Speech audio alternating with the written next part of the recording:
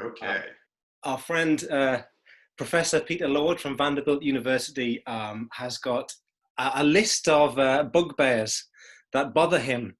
Misunderstandings, misapprehensions, myths about Chinese history and Chinese martial arts. And today I'm going to put him on the spot and ask him to tell us some of those myths. So Peter, how are you doing?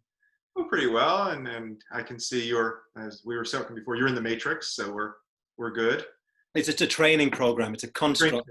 Yeah, So yeah. we're in the construct. We're in the training program, and so you are a scholar of Chinese martial arts, and you encounter a lot of regularly recurring beliefs about Chinese history and Chinese martial history that you have grounds to believe are mistaken.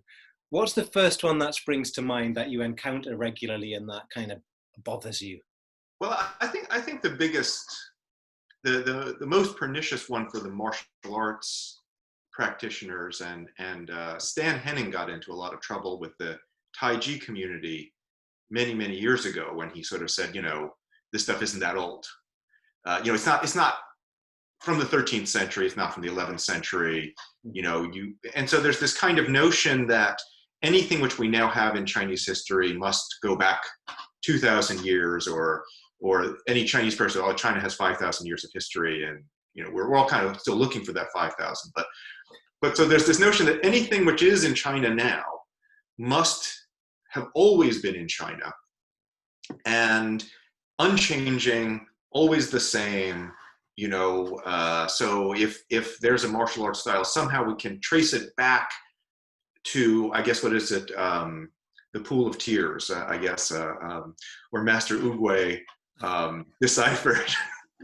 And there's this place in this time, and then everything is just exactly the same, unchanging for the rest of Chinese history. Yeah. And that if it isn't, somehow it's inauthentic. If Taiji is only 400 years old, that's unacceptable. It must be older than that. Yeah. And if it's less than 400 years old, and of course that's the flip side of that, which is something is either forever, absolutely ancient, or it's crap. There used to be a skit on Saturday Night Live with Mike Myers. He would do the Scottish store, and if it's not Scottish, it's crap. And so everything in China is like, if this style of martial art can't be traced back, forever, it's inauthentic, it's garbage, it can't be the real thing. The real thing would be, almost, pre-Confucian. Mm-hmm. And so Chinese history becomes this monolithic thing with unchanging China, nothing changes, everything is always the same. And so as a historian, you're always baffled by that, because, I work on most of the 10th and 11th century, and then when I can, I go backwards. I hate going forwards, and we're always talking about the changes from, say, I'm doing stuff on tea right now, and you have the 8th century text on tea, and then you sort of have so later in 10th century, 11th century text, and they're different. Mm-hmm. And tea drinking was different. Mm-hmm. And so then you say, well, if tea drinking was different, if you're not drinking tea now the way they did in the Tang Dynasty, with salt in your tea, and the preparation of the tea is completely different, then isn't that inauthentic?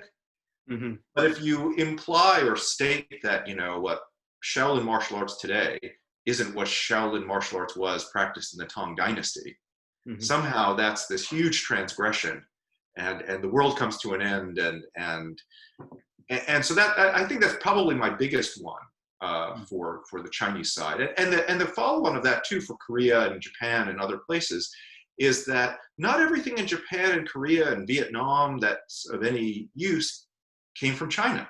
Mm-hmm. Which I think is, I think it's officially blasphemy. And since this is running through Zoom, I'll obviously be denied a visa when I try to go to China next. But we run into this problem of what do you want to say, provenance, or it's. I think the wine bottle is the best one. Like, if you get a bottle of wine from France, no matter how long it's in the United States, it doesn't become American. Yeah. And that's really important to us, because it doesn't, your wine doesn't become domesticated. But what about your physical practice? That does. And we're seeking this authentic physical practice for which we have very limited information, but we want it to be ancient. And honestly, we have no real way of proving that, that any given technique is go. So next question. Yeah. We've got to talk about Taoism, Chan Buddhism, and Confucianism. Okay. Why do we want to lump these things together? When did the lumping together start? What were some of the political stakes of that? Like there's no reason to me why I don't think of my Tai Chi practice in terms of in Taoist terms, in terms of yang and so on. It makes perfect sense to me as a way to interpret the practice. Yeah. But when did it start? What are the stakes, and what are the different kind of stories of the Taoism, the Buddhism, and the Confucianism? In broad brushstrokes. Let's do some broad brushstrokes. Yeah, it's going to be broad because this is not my usual area. I for the most part, I particularly Buddhism, I dodge. I usually leave it to my wife to deal with Buddhist stuff, because she does that in art history, and so the stakes are huge. The stakes are and again, you have the same process of. And I've been recently shifting over. I don't talk about Confucius. I talk about Master Kong. Okay. And there's a lot of technical reasons for this, but basically the term Confucianism, used both in the West and actually in China, is 19th century. Okay. It's late 19th century, actually. And it was actually an attempt by Europeans to create a secular intellectual tradition in opposition to Taoism and Buddhism. West European missionaries did this because they were trying to figure out how are we going to convert all of these Chinese elites to Christianity. And they concluded that, you look at what they were calling Confucianism, it's just like Christianity without Jesus. Okay. So we just have to put the Jesus back in, and then all these guys will be like, oh, okay, we can be Christian. And the Buddhists and Taoists, they're horrible. But and we have these stories of these missionaries going out on hikes with their Christian converts and destroying. And they were reporting this. They're saying, we went out and we found some idolatrous shrine, and we pulled all the statues out and threw them in the river. When we and then they come back and they say, I don't know why people started throwing rocks at our churches. And why? And so there's a religious aspect, and then actually a man by the name of Kang Youwei, who was a late 19th century, early 20th century Chinese figure. He took up Confucianism because he wanted to create something like Christianity, which would allow China to stay together as they reformed the government. So instead of it being this Manchu government, because the last dynasty was Manchu, China was going to stay together because of Confucianism, which he actually tried to create as a state religion. And that was going to hold it together. And of course, this is what's so funny, is the way Christianity held Europe together. Mm-hmm. Of course, this was all before World War I. Mm-hmm. And when the Chinese went, oh my goodness, the barbarians are killing each other. Holy cow. But linking these together was actually quite early. And people began to, so that, it's kind of the people who were trying to, if you will, the moderates who were trying to say, all this stuff is kind of the same. And then a bunch of people who are like, no, that's that usual argument, right? Mm-hmm. And there's a big debate about whether you can divide Taoism into philosophical Taoism and religious Taoism. Okay. And, very great scholars like Isabelle Robinet say, no, it's all the same. It's hard to prove it. We do get religious Taoism later. And there's some argument about whether that was in response to the introduction of Buddhism into China, which is, depending on your sides of the debate, say 1st century CE. And so Buddhism brings in monastic practices that didn't exist before. Mm-hmm. And so you can't obviously have our Shaolin monks before you have that. Mm-hmm. And then there's this whole concept of, you have a rise of Buddhism. It comes in, and as is usually the case, it's very interesting to the elites. It's very literate. That's why I'm leading toward your Chan Zen question there. So you have this literate Buddhism, which requires you to be able to read texts and to have a library and know all the stuff. And then there's a pushback from that toward this sort of, you don't need to read all these texts.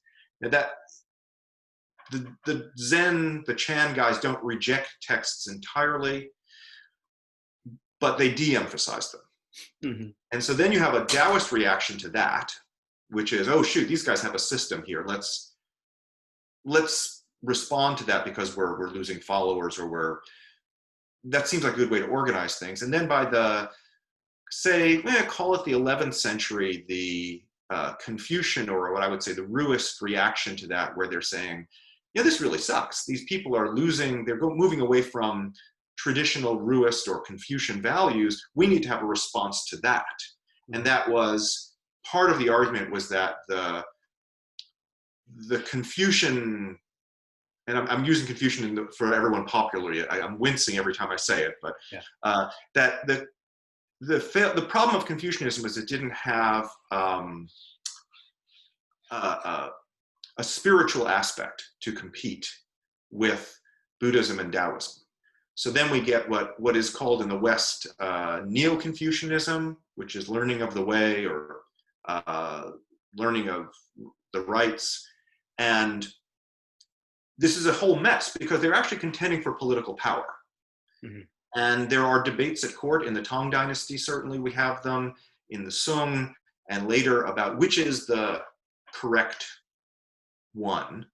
And then you later get in the Ming, I believe, there's a much bigger push by, I think it's the first Ming emperor. He pushes a lot more for what's called Sanjiao Rui, which is the three teachings are one. Mm-hmm. So then they say, it's actually all the same thing. Yeah. And so, but you have this issue of the term religion, which is a big issue for us. And so we start dividing, say, Taoism into, philosophical Taoism and religious Taoism. That division's not that clear in the Chinese. And the word in pre-modern China for these, what we would say religions, are teachings. They're jiao. So you have Dao, which is the teaching of the Ru, which we call Confucianism. You have Dao Jiao, the teaching of the Tao, Taoism, and Fo Jiao. And there's a lot more complication in this. And then we have this attachment, or this attempt to attach our martial arts to it, without any recognition of the fact that there's vast discrepancies between parts of Buddhism alone, parts of different kinds of Taoism. Confucianism changes radically over time. I mean, what they're saying in the 11th and 12th century is very different than what we're saying in the 16th century. Mm-hmm. And so, and let alone what Confucius actually is recorded to have said, and there's whole issues about reconstructing the different students of Confucius whose anecdotes were reassembled into this text that we know him by. Yeah. And they emphasize different aspects of what we would say Confucianism is. So it's very complicated. So when someone says, I'm doing the Taoist thing and I'm reading the Dai Li Jiang, you're like, well, which aspect? Yeah. And if you really read the Dai Li Jiang, you will find enormous aspects of it politically that are much more close to what we would say Machiavelli, rather than this kind of, go with the flow. I mean, so there's a lot of uncritical reading, and uncritical understanding, and all of these things. It's when you're talking about 2,000 years, 2,500 years of change, and I guess maybe that's the argument that I'm making overall for this to the general viewer about Chinese history, is things changed, and they changed a lot. Yeah. I mean, I've read the Dai Li Jiang lots of times. I think I have a copy next to my bed that if I can't sleep, I might flip through it. And I've never understood it. I've never come up with a coherent interpretation for it. It's just like, what? You know what I mean? So I'll put my hands up to that. I'm not a scholar of Chinese thought. To me, it's like, okay, some of it sounds like Tai Chi. The rest of it, I don't know, about keeping people hungry, or looking after your belly, or is that your Yeah. dance? Yeah, and I don't know. Or is it just eat lots of food? Well, I mean, and that's that. What's funny is, I teach a class episodically on early Chinese thought, and we do early Confucian. We do these early Ruists, we do early Taoist things, and I can see between that class and my general survey of Chinese history, of pre-modern Chinese history, where I have like, one lecture on Confucianism, one on Taoism, and then sort of like, then I teach this other class, and it's almost like, okay, if you took the other class, forget everything that you learned there, because now here's an inadequate, 3 lectures on the Dai Li Jiang, 3 lectures on Zhuangzi, and that's still totally insufficient. Yeah. But pulling it apart and saying, here's what this means, and here's how it was understood. I'm doing this book now on the interpretation of Sunzi Bingfa, Sun Tzu's Art of War, for the general Anglophone public right now. And since we last spoke, I got about 2 massive chapters done, and almost done with this. I'll be done with it soon. Yeah. Hopefully another couple of months. And one of the issues is how to interpret Sunzi. Yeah.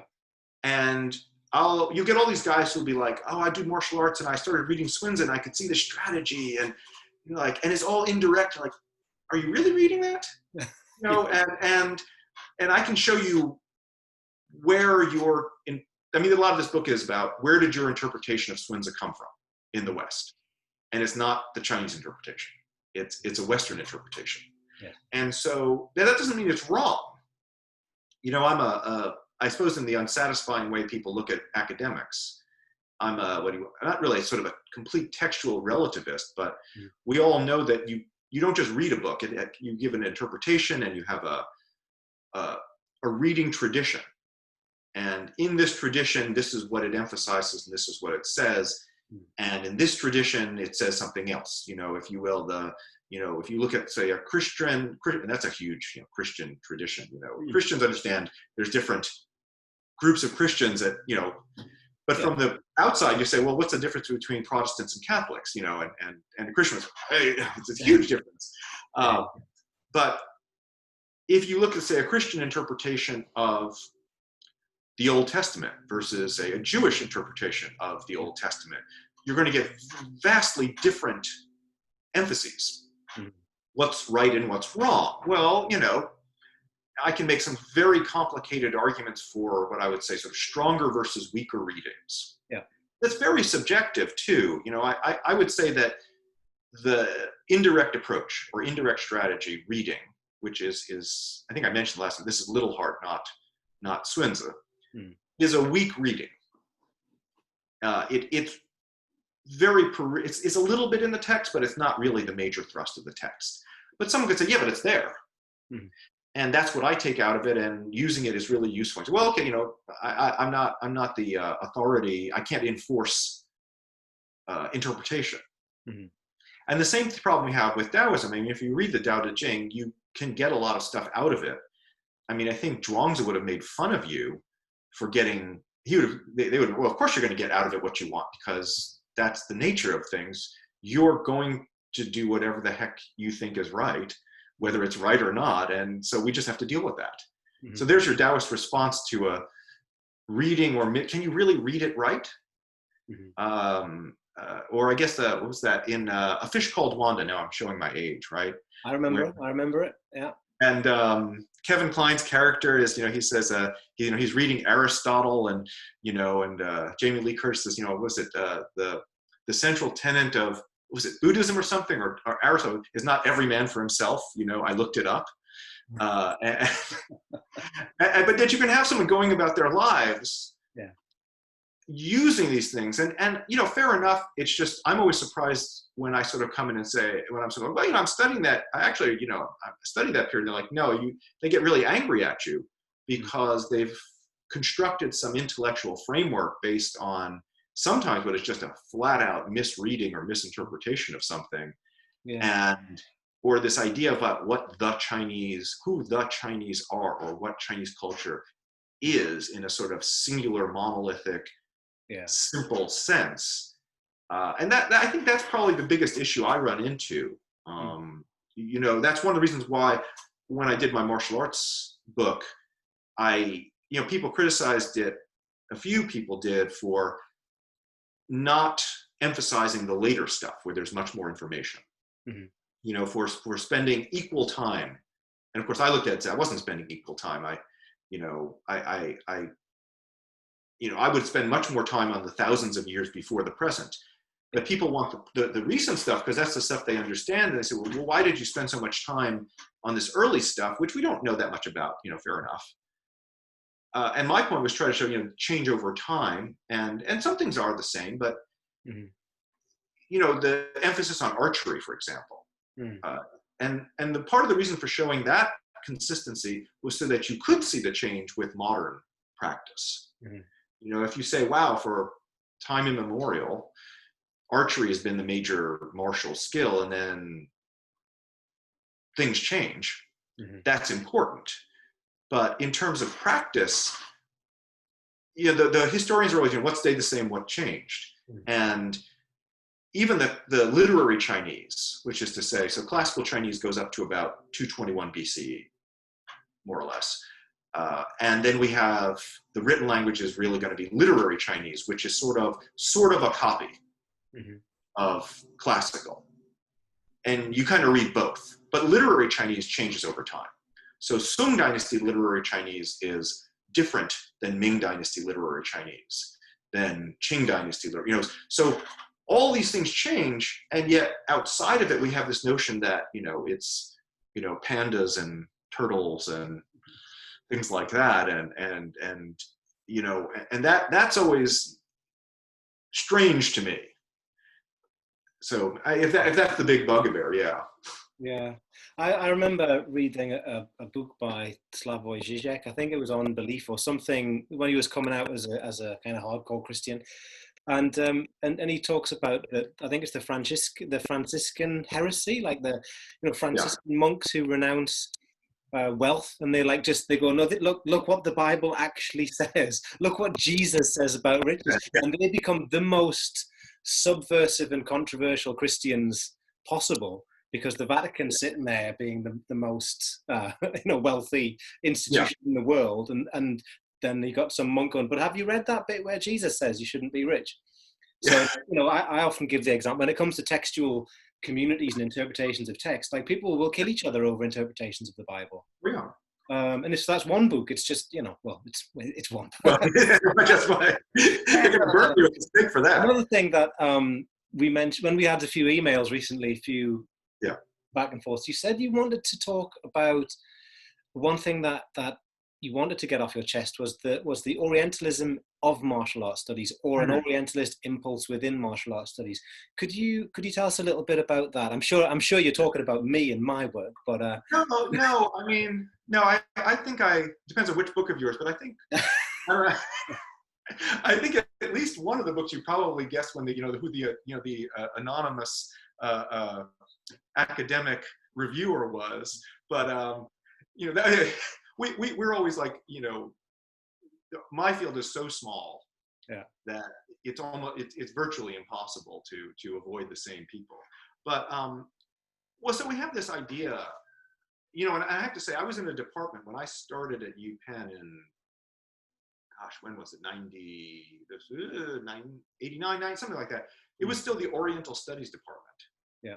And it was just changing to Asian and Middle Eastern studies. And there was and I came in, I was completely clueless about this.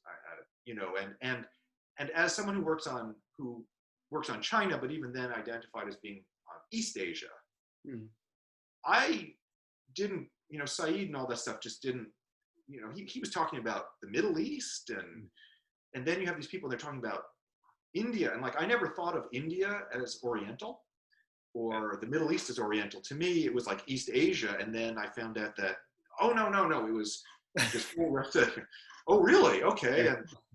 And then Europeans said all these bad things, and you're like, well, of course they did. The Europeans, and sorry, the Chinese said bad things about, you read the Chinese writing about the Europeans showing up and they're like, oh my God, these guys smell horribly, So, but the Orientalism is really, why do people study martial arts? And one of the salutary things about mixed martial arts is it's not Orientalist. And I mean that in two ways. One is it's because of the orientation toward Brazilian Jiu-Jitsu, it gets away from that. The other thing is what I've been, I work out in a school, if it ever reopens, where we have a wonderful cross-section of, Tennessee society. And you have people who quite literally, high school education, that's it. And they're totally open to all of these fighting techniques. Mm-hmm. And on one hand, you think, oh, that's awfully open-minded of them, that they're not sitting there going, that we've, in that sense, moved beyond this, Asian trickery kind of stuff. If you look at the earlier, you've been looking at some of these earlier schools of what, martial arts in England, how it was characterized. Mm-hmm. And so now it's like, it's okay, right? Because tough guys are fighting with this stuff for real, none of this weird philosophizing. But a lot of people will send their kids to Taekwondo, because then they come back and they bow and they're respectful and everyone's like, it's great. I send my kid to the Taekwondo school and they come back and they're like polite and they're it's so traditional, as if, we've lost all our traditional culture in the West, or we can see it as bad. But if you send them to an Asian environment, then it's good. And so we have this notion that somehow karate, and it gets back to this notion that it's ancient. Everything is ancient. Well, we actually know the names of the guys who started some of this stuff, 20th century guys, things like that. And so there is this notion of somehow there's some wisdom that the Oriental has that we don't have because, they're ancient, they're not Western. And this actually ties back into the Swinza stuff too, which is, it's not like our philosophy. And to which a lot of our philosophy people would object, like, hey, we actually have a lot of similar things. If you go into mystical traditions in Western religions, you'll find all kinds of similar things. But somehow this is acceptable to people as Oriental, whereas it's not acceptable within your own tradition. And that's the thing that always baffled me. I always said that when I teach early Chinese thought, students will talk about profound ethical problems with respect to Confucius, or Master Kong or Master Xuan or Lao Tzu or something like that, that they'd be really uncomfortable to talk about with respect to, Plato or Aristotle, or let alone getting into people like Nietzsche and, Kant and all those guys. But we can talk about it in this Chinese stuff because that's kind of safe. Mm-hmm. It's sort of the Japanese saying about foreign mud doesn't stick to your sandals. You go abroad and do what you want, then no one knows, or I guess what happens in Vegas stays in Vegas. And so there's this kind of notion that I'm gonna learn this Asian thing and it's gonna kind of circumvent some Western problem. And now I'm going to be invincible in fighting because I've been, doing this very slow Taiji or this Qigong. Mm-hmm. And people, when someone says to you, well, why doesn't it work? You say, oh, it's been around for 2,000 years. It must work. Yeah. And so to me, that's sort of the ultimate Orientalist aspect is it's been around for 2,000 years. And you'll see this in comments in, particularly these videos on traditional Chinese martial artists getting beaten up lately. Yeah. And I saw some wonderful videos on these guys talking about this stuff. And or as opposed to saying people who don't spar lose when they fight with people who do, as opposed to, traditional martial artists lose against non-traditional, and then it becomes this Oriental issue of, then people say, well, I see that Oriental stuff doesn't work. All that traditional stuff doesn't work. And then we get into this whole discussion. Well, what do you mean by work? Mhm. You know, if you do qigong and it makes you feel better, is that a failure? You know, if you do tai chi, you know, you can't test tai chi necessarily in combat, Mm. but you can spar Mm. and maybe find out that your tai chi has helped you in sparring in some way, or some of those moves are similar. But the Orientalism becomes this sort of, what do you want to say, the ultimate answer. Well, we know this works because it's 2,000 years old. It's like, really? Well, how do you know it's 2,000 years old? Well, you know, because China is thousands of years old, and so everything there, and it must have been proven, and so the Orient, and like I said, that's why I don't accuse people of it. I, there's quite enough Orientalism to start accusing people, particularly you, of it. Yeah, well, But I think I always write about Orientalism. I think because it's what I get is a lot of students who write about Orientalism and go, "Oh, so blah blah. We'll look at this film. We might look at whichever film it is, or whichever artwork or television program, and then the conclusion is they find Orientalism in it. Ta-da! yeah, End of essay. And I say no. Of course, there's Orientalism. That's where we start and we interrogate. What is it? Like I've argued. I turned to Kung Fu and Tai Chi for precisely Orientalist reasons. Like okay, I did the it was same. mystical. It was like I need to find out what this secret is, right? Yeah, And so like in that sense, it was kind of a good thing because like yeah, Orientalism isn't racism. Orientalism is a kind of a fetishistic overvaluation of the fantasy of something else. I mean, it hasn't stayed with me. I think I went through that. I've outgrown it, but I get it, and I don't. The thing that troubles me is people who stick with it. I mean, you can show them all the facts and figures and go, but look at what the historians are saying about how recent this stuff is, and look at what has been. And they're going, oh yes, and they'll still stick with the they want to wear the uniforms and they want to put Sifu in front of their name on their Facebook yeah. profiles. And that's the thing that I kind of don't get. I mean, if people just don't want that, they just don't want to listen to. They want to stay with their Orientalism, don't they? I think.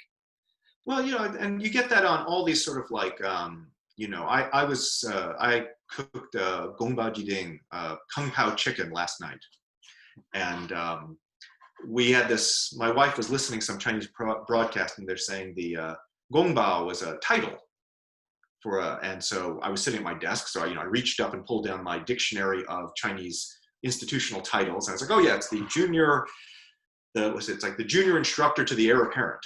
Yeah.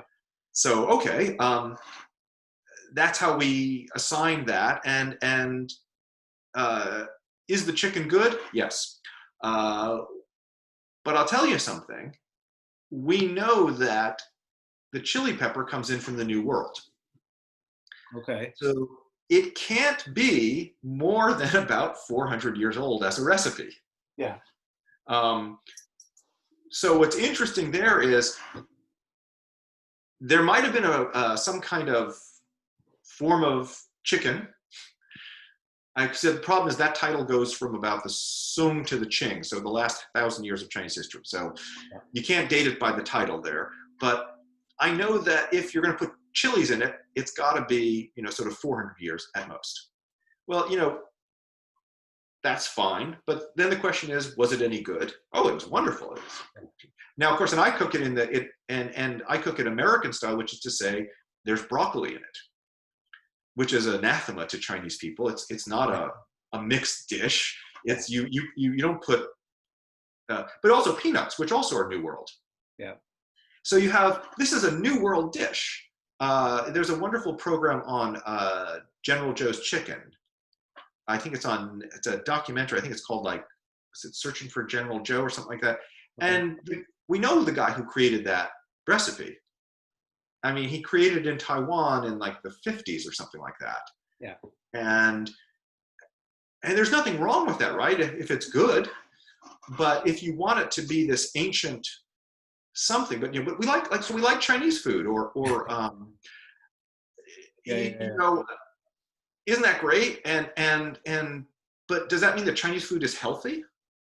There's a lot of Chinese food that is not that healthy, but it's Oriental, so it's by definition, because they're so much more in touch, and they're they eat a lot of crappy food too. Yeah.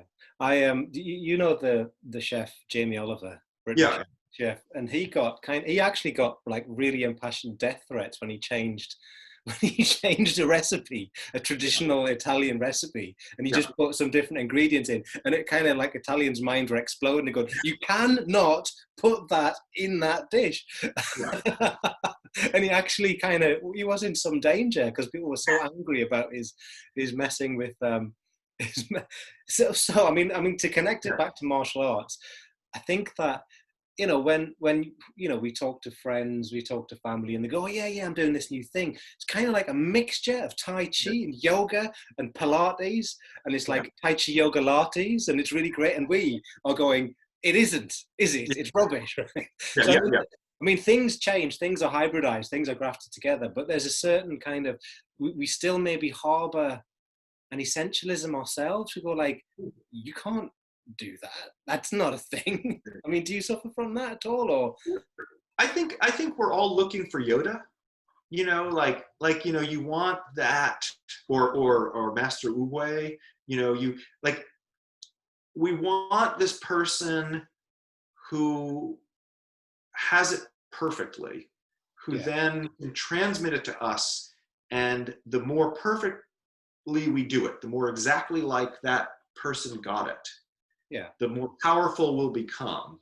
yeah, Um, and and so if we have that, we can what do you want to say? You know, we become invincible.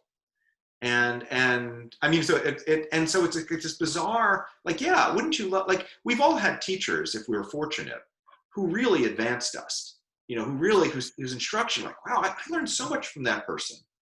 And were they perfect people? My late classical Chinese teacher was a character of the first order. This was, like I said, I think I mentioned, I would come to class at 10 a.m. with him, hmm. one-on-one, and he was drinking beer and chain smoking cigarettes and shouting at me. And we're knee to knee, and he's shouting at me, Hmm. and drinking, and that's how I learned classical. And he was a phenomenal classical Chinese teacher. Hmm. But as a human being, he had flaws. Um, he, Okay, so so yeah, here's a question then. What about, and we can make this as topical as we want, yeah, what about the memorialization of certain figures, statues of Chinese ancients, and yeah, I mean, what is the status of? So I'll rephrase that slightly. yeah, So, given the complexity of a tradition, of a practice, and of the values and so on that are attributed to it, and the fact that over time there'll be massive transformations in what this practice is. What's the importance or status of these mythical figures? Because I even read academic and semi-academic scholarly work, and it always comes back to these names, and I think, hang on, it must be more complex than that. I mean, there are founders and innovators and key. But what do you make of this handful of names that we always are reading about in the Chinese martial arts? Well, so I'm working this other aspect of tracking the Western. I mentioned this Western interpretation of Swinza, and I was very skeptical because I was running it basically back to the same names, Yeah. this bunch of guys, and I thought, this can't be like this. As an academic, I'm thinking, this doesn't sound like a sound methodology. Hmm. Here's the string of guys. Here's the interpretation. Does it really come out of these guys? And does it take off because of these guys? And so then you sort of say, well, I'm moving to it. I don't want to commit. I'll waffle, instead of using, theory to waffle, I'll just come out and waffle straight out, which is, you have a bunch of guys in a time and a place, and that creates a reading tradition, an interpretive tradition, a system of practice that, for particular reasons of the time and the place in which these guys did it, is perceived to be the tradition. Mm-hmm. And that's why we come back to these guys. So, I mean, the guy we were talking about a little bit was UFA. And this was a general in China in the southern Sung, who in the 12th, I guess he's 12th century, yeah. He's a great patriotic hero. He was supposed to be a great personal fighter. He's ultimately betrayed the emperor, you know, he's jailed, he's beheaded, and he becomes this great patriotic figure. So if you go to Hangzhou today, there's a temple to UFA. Mm-hmm. And there's a big statue of him. You go to your statues, you know, UFA. And then there's a statue on his knees of the guy who betrayed him. Okay. And this guy, Qin Gui, and you're supposed to spit on him. And they've had to replace the statue repeatedly because it's corroded so much from people. I mean, this is China, right? So thousands of people going through spitting on the statue. Ugh. They briefly stopped it at one point because of a hygiene campaign. It's very unsanitary to have thousands of people spitting on this thing. You can see all these things. So everybody who wants to talk about their martial arts, they all trace it back. Oh, so UFA. Oh, he's involved. And suddenly you say, well, I haven't really seen anything on that. And everyone starts talking about it, and they say, oh, well, but I read something, and you're like, if you're reading it in English, it's almost certainly not the case. He's mentioned, everyone always comes back to him. And so there are these figures. I mean, you know, look, you work on Bruce Lee, right? And there's this constant question. Could he really fight? Did he deserve this iconic status? Well, the problem with once you're an icon is you're an icon. There's no, you know, we can't get around that. So, you know, I have this bunch of guys in the 11th century who are all interconnected with each other. It's one of those moments when all of these brilliant intellectuals who are artists and painters and writers and poets and everything essentially reformulate Chinese culture in the 11th century. And everything they do carries through to today. And we can't get away from these guys. And I would never try to get away from them. In fact, I would, if I could, I would only spend my time in the 11th century on these sort of maybe 10, 20 guys. And why were they able to do that at that time? You know, that's an interesting question of connections. You know, look, you created this martial arts studies network. And, you know, you and Ben were doing this stuff, and then there were other people, and suddenly it coalesced. If you hadn't done it, it wouldn't have coalesced. But people were beginning to work on these things. Would it have eventually? Maybe. You know, you see different fields, and you know, I saw maybe 15 years ago in my wife's field of Chinese architectural history that the constellation of people in China was not right at that time. There was a lot, the people felt in competition with each other. And then that changed. And then we got a different generation, the older generation who was, you know, in competition. And now they're doing all this great research. They're collaborative. You know, there's people in China, there's people in America, there's people all over the world. And now you can start learning about Chinese architectural history. In the same way, now you can start learning about martial arts history. Why now? Well, the internet, the right people. So, you know, when we put up a statue to you in the future, and hopefully not the one kneeling down, right? Not that the one kneeling. Well, I found the image I had of you where I pasted your head on Wu Gui's body. Yeah. But yeah, will there be someone 30 years from now who looks back and says, you know, the reason why the field exists the way it does is because, you know, you went and did this at this time.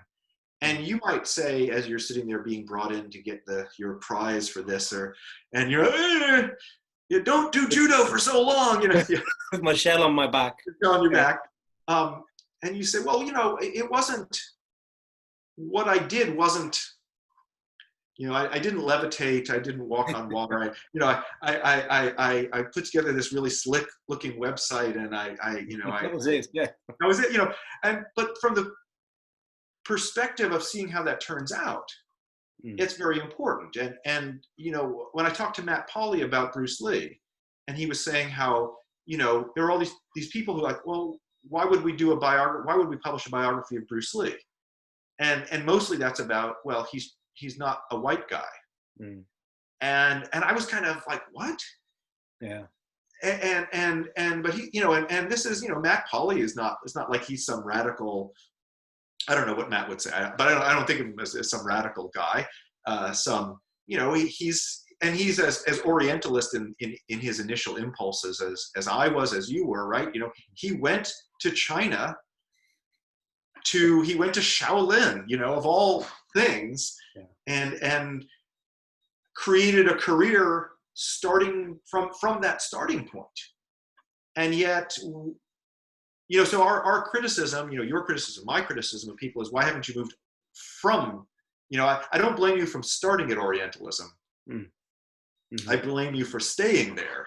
Mm-hmm. And we'll see another martial, what's the next movie we'll see with some white guy going somewhere, and then there's some Asian woman, and you just like, oh, not again, there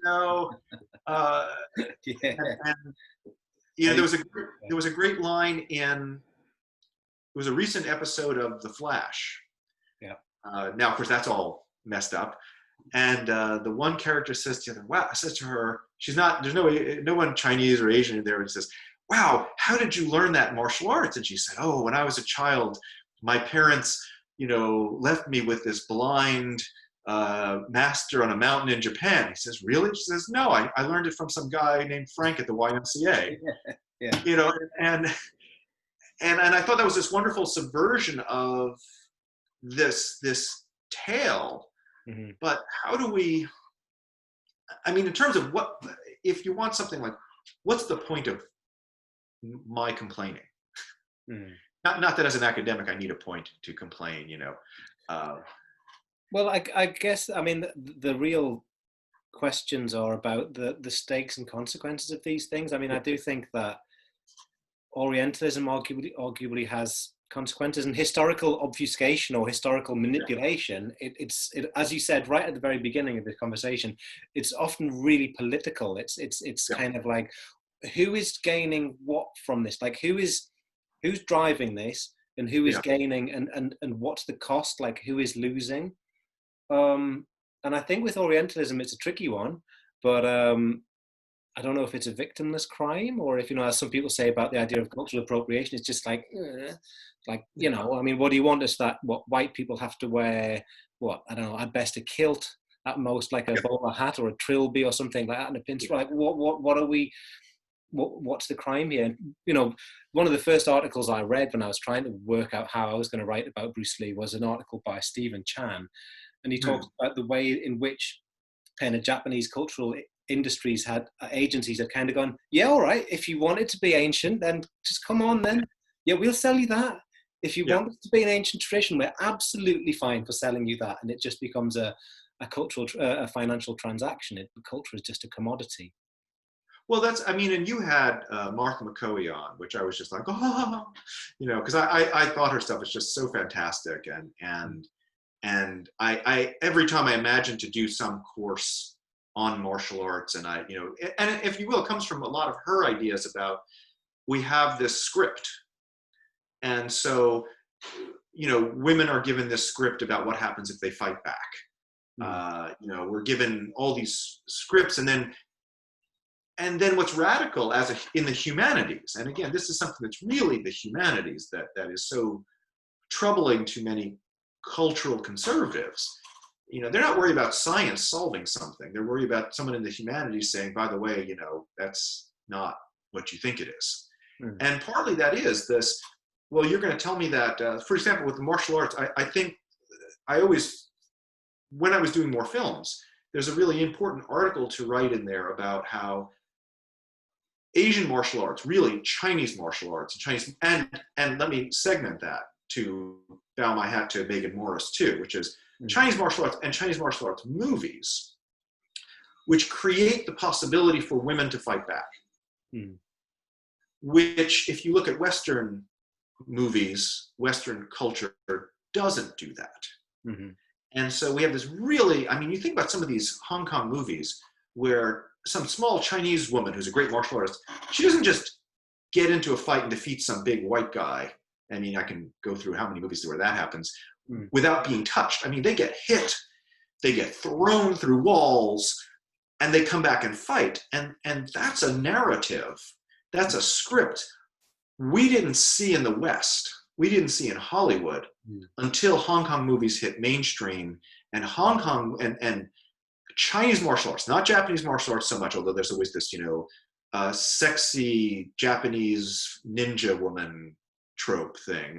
And there's this whole women with guns trope, genre too. But it's the martial arts that allow women to have fights, women to be heroes in a physical sense. So that is a real positive, but also it comes out of Orientalism. So and now suddenly you can have these women. Now skill with fighting is more important than just strength.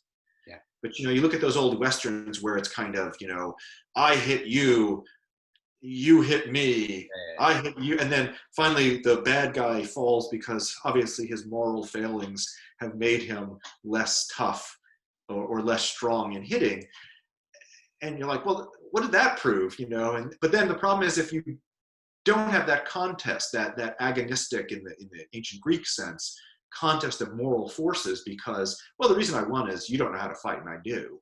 And that allowed some small woman to now you've subverted the entire morality tale, the cultural morality tale of all of our movies. Oh, you're just being politically correct. That would never happen in real life. And so there's your positive, I guess. Okay. But well, I you're try to come back. Yeah. So we've done some circles. Yeah. We've come round and round. So there's energies in different directions, different impulses. But we've talked for about 50 minutes. So I think that we should be kind to our viewers and listeners, and I will say, Joe Rogan, this ain't, we're not staying here doing all that. I'm waiting for you to be bought out for $100 million. Well, but I think I'm going to just say, Professor Peter Lorge, thank you very much for talking to me again. It's always a pleasure. Well, it's good to talk to you again too, and hopefully all will work out for you this week. Thank you. Thoughts and prayers for your dog. No, it's a terrible thing to say. No, I genuinely care. Tell me how the dog does. I will let you know how the dog is. Yeah. All right. Thank you. See you later, Peter.